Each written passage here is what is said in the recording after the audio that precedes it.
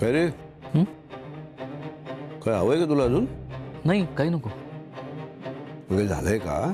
नाही कुठे काय, काहीच नाही. अरे बाप आहे मी तुझा, मला कळणार नाही का? बोल काय झालंय? बाबा खरं तर तुमची एक परमिशन हवी होती. परमिशन? कसली परमिशन? म्हणजे आजच्या कामाबद्दल मी गणपत काकांना सगळं सांगितलंय. मग? मग काही नाही, आज महत्वाचा माल येणार आहे ना. हां माहिती आहे मला, काल आपलं बोलणं झालं त्याबद्दल. त्याचं काय? नाही काहीच नाही, ते सगळं सॉर्ट आहे. परमिशन कसली हवी तुला? अच्छा ते माल येणार ते सांगायचं होतं का?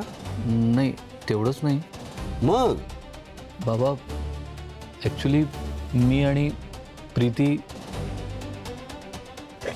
दादा काय चाललंय तुझं? बाबांचं नाव घेऊन झालं, गणपत काकांचं नाव घेऊन झालं, आता वहिनींचंही नाव घेऊन झालं. माझं नाव घेण्याच्या आधी काय ते सांगून टाक.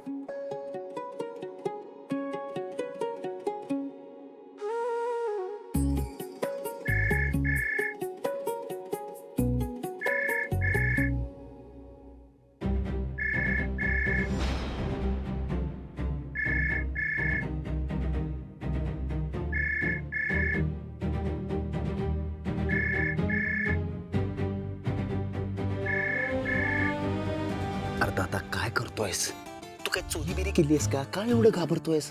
सरळ सांग बाबांना की तुला आणि प्रीतीला फिरायला जायचंय, लॉंग ड्राईव्हवर जायचंय म्हणून सांग. तुला कसं कळलं? नाही नाही, मला काही कळलेलं नाही अजून. नाही ते दुसरं डोक्यात सुरू होतं. अरे मग जे डोक्यात सुरू आहे तेच बोल ना. हां करेक्ट वेळ सांग सांग. दादा एवढं जर घाबरलं ना तर प्रीती वहिनीला काय वाटेल रे? बाबा मला लॉंग ड्राईव्ह सोबत प्रीतीला जायचंय.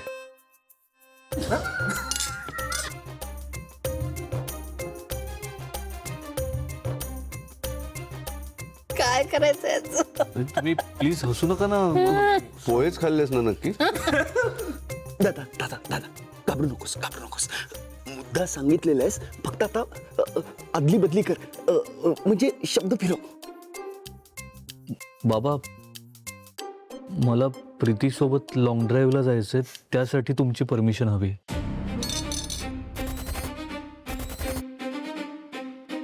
बाबा मला माहिती आहे आज महत्त्वाचा माल येणार आहे आणि मी गणपत काकांसोबत टचमध्ये आहे. मी खरं तर सगळं त्यांना समजावून सांगितलंय आणि बाबा सगळा माल उतरवून झाल्यावर मगच आम्ही पुढे जाणार आहोत. त्यासाठीच तुमची परमिशन हवी आहे बाबा.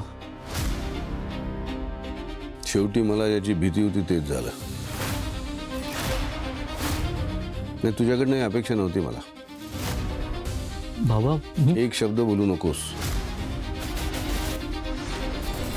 स्पष्ट बोलतोय, पण लग्नानंतर तुझं कामावरचं लक्ष उडालंय आणि मला हे चालणार नाही.